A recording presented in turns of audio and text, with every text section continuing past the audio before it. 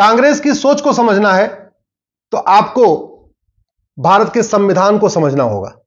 जब भारत का संविधान बना था तो फ्रंट पेज गोल्डन कलर का था और इसका जो बॉर्डर था इस पे कमल के फूल बने हुए थे।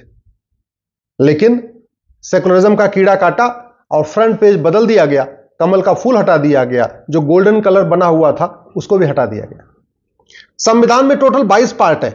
प्रत्येक पार्ट के पहले एक पिक्चर थी, उसमें एक चित्र बना हुआ था। जो पार्ट 1 है उसके पहले सिंधु घाटी की सभ्यता बनी थी, लेकिन सिंधु घाटी की सभ्यता से भारतीयता की झलक आती है। सिंधु घाटी की सभ्यता दुनिया की सबसे अच्छी सभ्यता मानी जाती है। सिंधु घाटी पे हम लोग गर्व करते हैं, इसलिए पार्ट 1 से सिंधु घाटी की जो सभ्यता का जो चित्र था उसको भी हटा दिया गया। पार्ट 2 जो सिटीजन्स का है, पार्ट 2 सिटीजन से संबंधित है। उसमें सिटीजनशिप एक्ट बनेगा। आर्टिकल 5 से लेकर आर्टिकल 11 तक पार्ट 2 कहलाता है। आपको जानते हैं उसमें गुरुकुल बना हुआ था। लक्ष्य यह था कि भारत के सभी लोग गुरुकुल शिक्षा पद्धति से आगे बढ़ें, गुरुकुल शिक्षा को अपनाएं। लेकिन संविधान के पार्ट 2 से गुरुकुल का चित्र भी हटा दिया था। पार्ट 3 जिसको हम फंडामेंटल राइट कहते हैं, वहां पे पुष्पक विमान पे भगवान राम, लक्ष्मण और सीता सवार थे। आप जरा सोचिए, पार्ट 3 में फंडामेंटल राइट की खूब चर्चा होती है, लेकिन पार्ट 3 से भगवान राम, लक्ष्मण और सीता जी का चित्र भी हटा दिया गया। मुझे तो कई बार लगता है कि जो सेकुलरिज्म आया, सेकुलर शब्द आया है 1977 में, इसकी फाउंडेशन नेहरू जी रख के गए थे। क्योंकि अगर ये 22 चित्र होते संविधान में तो शायद इंदिरा गांधी सेकुलर शब्द जोड़ नहीं पाती।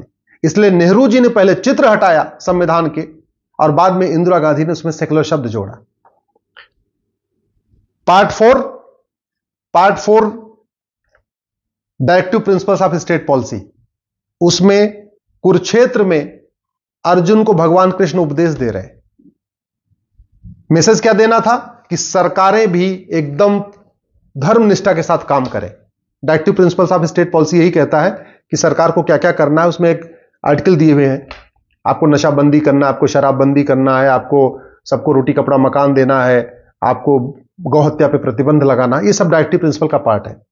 वहां पे भगवान कृष्ण की फोटो, अर्जुन की फोटो, कुरुक्षेत्र की फोटो, लेकिन कांग्रेस ने उसको भी हटा दिया। पार्ट 5 गौतम बुद्ध जी की फोटो है और वो ज्ञान दे रहे हैं सबको। पार्ट 5 से गौतम बुद्ध जी की फोटो हटा दिया। पार्ट 6 हमारे 24वें तीर्थंकर भगवान महावीर की फोटो थी, कांग्रेस ने भगवान महावीर की फोटो भी हटवा दिया। पार्ट 7 सम्राट अशोक और बौद्ध भिक्षु आपस में बैठ के चर्चा कर रहे हैं, उनकी फोटो थी। पार्ट 7 से सम्राट अशोक, बौद्ध भिक्षुओं की फोटो भी हटा दिया। पार्ट 8 हनुमान जी का चित्र है। हनुमान जी सीता की तलाश में निकले हुए हैं, आसमान में है। वो पिक्चर बनी हुई थी पार्ट 8 के पास। हनुमान जी को अष्टसिद्धि नवनीत के दाता, असबर दीन जानकी माता। अगर यह हनुमान जी का चित्र होता तो सेकुलर शब्द नहीं आता, इसलिए नेहरू जी ने हनुमान जी का चित्र भी हटवा दिया। पार्ट 9 सिंहासन 32 पे राजा विक्रमादित्य बैठे हुए हैं और राज कर रहे हैं, वहां न्याय कर रहे हैं। पार्ट 9 सिंहासन 32 भी गायब कर दिया, राजा विक्रमादित्य का भी गायब कर दिया, वो पूरा पेज ही गायब कर दिया। पार्ट 10 नालंदा विश्वविद्यालय, जिसको बख्तियार खिलजी ने जलाया था, उसकी पिक्चर बनी हुई थी। लक्ष्य था सबको यह बताना कि दुनिया का सबसे बढ़िया विश्वविद्यालय हमारे पास था। दुर्भाग्यवश नालंदा विश्वविद्यालय की फोटो भी गायब कर दी गई। पार्ट 10 के पहले से वो भी गायब कर दिया। पार्ट 11 राजा भरत, जिनके नाम पे हमारे देश का नाम भारत है, उनकी फोटो थी। ये जो इंडिया इंडिया चिल्ला रहे हैं ना, इसकी तैयारी नेहरू जी ने पहले कर लिया था। इनको इंडिया से बहुत लगाव है, नेहरू जी को भी इंडिया से बहुत लगाव था, इसलिए इन्होंने राजा भरत की फोटो गायब कर दिया। पार्ट 11 के पहले राजा भरत की फोटो थी। पार्ट 12 नटराज के रूप में भगवान शिव की फोटो थी। अभी हम लोग ज्ञानवापी का मुकदमा लड़ रहे हैं, ज्ञानवापी को मुक्ति के लिए संघर्ष कर रहे हैं। भारत में और भी मठ मंदिरों को मुक्त करने के लिए संघर्ष कर रहे हैं। नेहरू जी ने पार्ट 12 से भगवान शिव की जो नटराज के रूप में मूर्ति थी, जो चित्र था, उसको भी गायब करा दिया। पार्ट 13 राजा भगीरथ और गंगा जी का अवतार। आपने बहुत सारी देखे होंगे, बहुत सारे पिक्चर देखे होंगे जिसमें गंगा जी ऊपर से उतर रही हैं, राजा भगीरथ नीचे बैठे हुए हैं। वो पिक्चर थी पार्ट 13 के पहले, उसको भी गायब करा दिया। पार्ट 15 मराठा छत्रपति शिवाजी महाराज और गुरु गोविंद सिंह की फोटो थी। अब ध्यान से समझिए, पार्ट 15 इलेक्शन से संबंधित है। इलेक्शन से पहले जो चैप्टर पार्ट 15 है वो इलेक्शन से रिलेटेड है, और उसके पहले छत्रपति शिवाजी की फोटो और गुरु गोविंद सिंह की फोटो। उद्देश्य क्या था कि लोग जब वोट देने जाएं तो एक बार छत्रपति शिवाजी को याद करें और एक बार गुरु गोविंद सिंह को याद करें। छत्रपति शिवाजी नहीं होते, गुरु गोविंद सिंह नहीं होते, तो आपको वर्तमान भारत देखने को नहीं मिलता। आज वो जो वर्तमान है ये किसी नेता अभिनेता के कारण नहीं है, वास्तव में छत्रपति शिवाजी महाराज के कारण है, गुरु गोविंद सिंह के कारण है। अगर छत्रपति शिवाजी महाराज नहीं मुगलों को नहीं रोका होता तो भगवान जाने क्या होता। गुरु गोविंद सिंह ने सिख पंथ की स्थापना नहीं किया होता तो भगवान जाने क्या होता। बस आप कल्पना कर सकते हैं।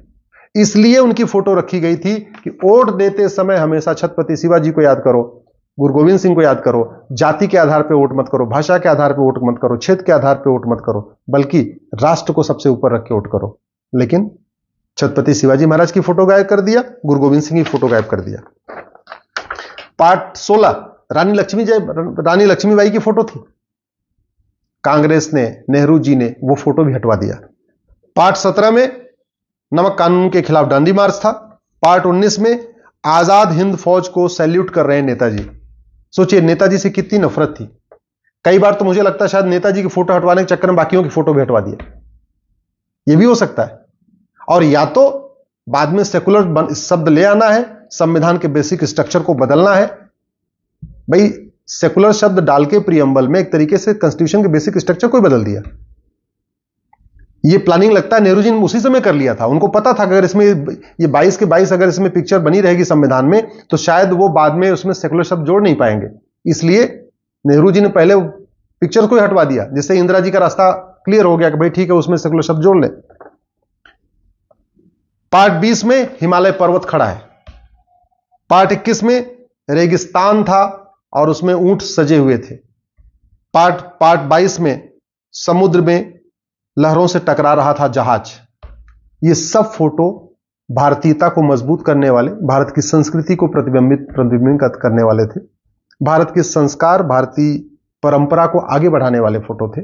अगर ये संविधान में हमारे होते तो कांग्रेस की सरकार कभी इसमें सेकुलर शब्द नहीं जोड़ पाती।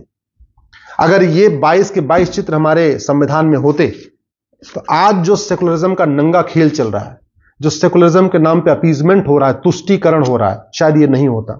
इसलिए मैं आपसे निवेदन करता हूं, अगर वास्तव में आपको देश से प्रेम है, आपको भारत से प्रेम है, भारत की संस्कृति से प्रेम है, तो आप अपने अपने सांसद विधायक से मिलकर कहिए कि जो 22 पिक्चर बने हुए थे संविधान में उनको फिर से बहाल किया जाए, उनको फिर से लागू किया जाए।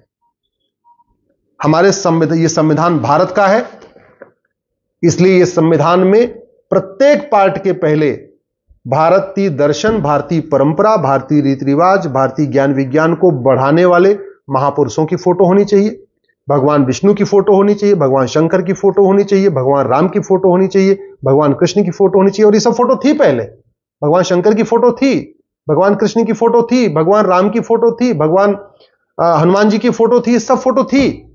तो वो फोटो क्यों नहीं होनी चाहिए वापस में? संविधान भारत का है ना, ये यूरोप का संविधान थोड़ी है या अरब का संविधान नहीं है कि कहीं विदेश का संविधान तो है नहीं। अगर हमारा संविधान है तो हमारे महापुरुषों की फोटो होनी चाहिए, हमारे देवी देवताओं की फोटो होनी चाहिए। उससे वास्तव में भारत की संस्कृति भी मजबूत होगी, भारत की संस्कृति का प्रचार प्रसार भी होगा। इसलिए मैं प्रधानमंत्री से निवेदन करता हूं, एक कमेटी बनाइए और फिर से वो जो चित्र थे इसमें उनको रिस्टोर करिए, उनको फिर से बहाल करिए, उनको फिर से इसमें हमारे संविधान में डालिए। फिर से आप इसमें हड़प्पा मोहनजोदड़ो की पिक्चर लगाइए, फिर से रामकृष्ण की फोटो लगवाइए, फिर से शंकर जी हनुमान जी की फोटो लगाइए।